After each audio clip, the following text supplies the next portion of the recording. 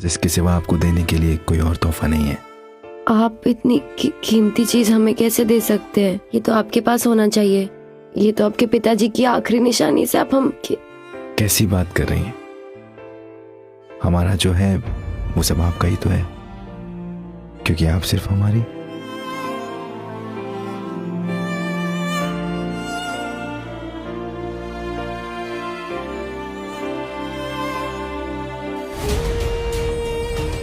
राजमाता, मेरे राजकुमार वीरेंद्र ठीक तो होंगे ना? बचपन से मैं उनकी प्रतीक्षा कर रही हूँ। घबराओ मत बेटी, सेना प्रमुख बलदेव राजकुमार के साथ ही हैं। वो उन्हें कुछ भी नहीं होने देंगे। वो जैसे ही लौटेंगे ना, मैं उनके कान पकड़कर तुम दोनों की शादी करवा दूंगी, ठीक है? राजमाता की जय हो। खबर मिली है कि राजकुमार वीरेंद्र चंद्रवान राज्य में है और उन्होंने वहाँ शायद वहाँ क्या? बोलो। किसी और से शादी कर ली है।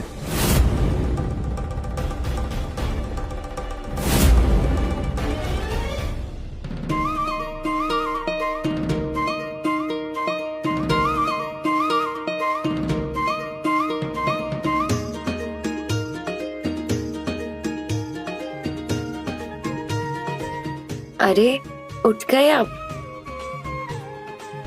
उठिए, चलिए चलिए तैयार हो जाइए। पग फेरा है आज, पिताजी के घर जाना है। चलिए।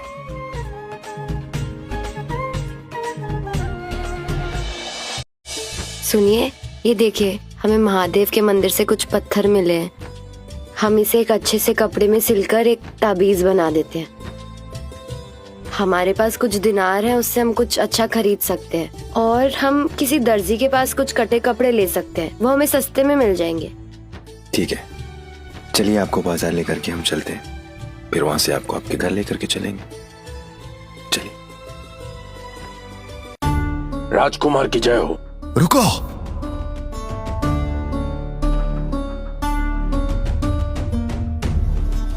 ये सब आपको ऐसे क्यों? नहीं, अच्छा, हमसे नहीं, ये सब तो बलदेव से मिलने आए। क्यों बलदेव? हाँ, वो मैं कभी राजमहल में नौकरी करता था, तो ये सब मेरे वहां दोस्त हो गए। उठो उठो, हम सब दोस्त है ना। अब मिनालिका, क्या आप अकेले बाजार जा सकती हैं? अब देखिए ना, घर में मेहमान आ गए तो हम दोनों का ऐसे। हाँ हाँ, घर आए मेहमानों को कोई तकलीफ नहीं होनी चाहिए। हम चलते हैं। अपना ख्याल रखिएगा। हाँ।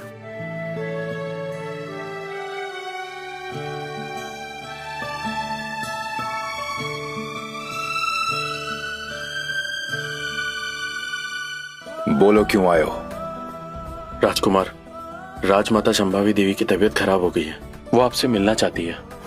मिनालिका के घर पर उपहार भिजवा दीजिए और कहिएगा कि ये उपहार उनकी तरफ से आए। जाइए उनके पीछे, उन्हें किसी भी चीज की तकलीफ नहीं होनी चाहिए। जी राजकुमार। चलिए। छोटी माँ, पिताजी, हम वापस आ गए हैं। कहाँ हैं आप लोग? पग फेरे वाले दिन अकेले आई हो? तुम्हारा वो फटीचर पति एक दिन भी तुम्हारे साथ नहीं रह सका?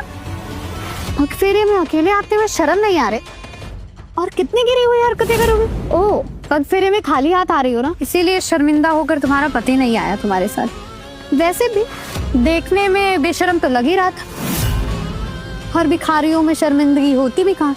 उसे भी बेच कर एक वक्त का खाना खा लिया होगा ना तुमने।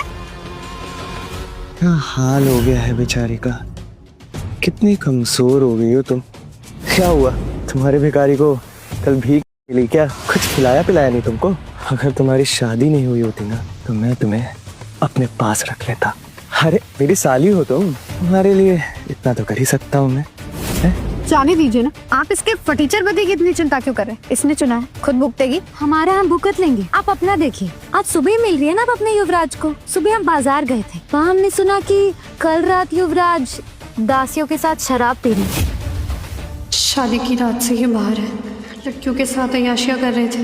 ये सबको पता चल गया है, मेरी बदनामी हो रही है, पर मैं दीदी को जीतने नहीं दूंगी। जलन में लोग कुछ भी कहते हैं, कुछ भी अफवाह फैलाते हैं, इन्हें बहुत काम होता है। तुम्हारे पति की तरह भिखारी नहीं है ना कि घर पर बैठे रहे। मृणालिका, तुम यहाँ क्या कर रही हो? मैंने तुमसे कहा था ना कि कभी अपनी शक्ल मत दिखाना। तुमने एक भिखारी से शादी की है, अब तुम्हारे लिए इस परिवार में कोई जगह नहीं है। पिताजी ऐसे मत कहिए, बेचारी कहाँ जाएगी? कभी कभी तो आ ही सकती है ना। हाँ, रोज रोज का आना जाना हमारे परिवार के लिए अच्छा नहीं, लेकिन 2-3 साल में तो एक बार मिलने आ ही सकती है। वैसे माँ पिताजी के लिए कुछ लाई नहीं, खाली आप आई हो। ये हमने मंदिर के पत्थर से बनाया है।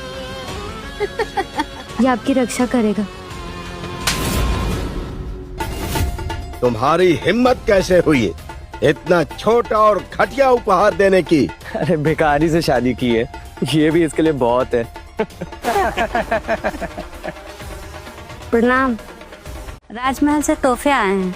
मंत्री जी कह रहे हैं उदय सिंह राठौर की बड़ी बेटी की तरफ से पगफेरे के लिए तोहफे आए हैं।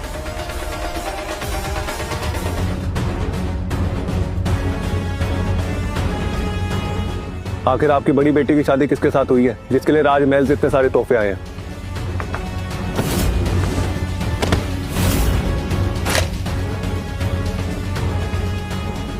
ये तोहफे जरूर राजकुमार ने भिजवाए होंगे।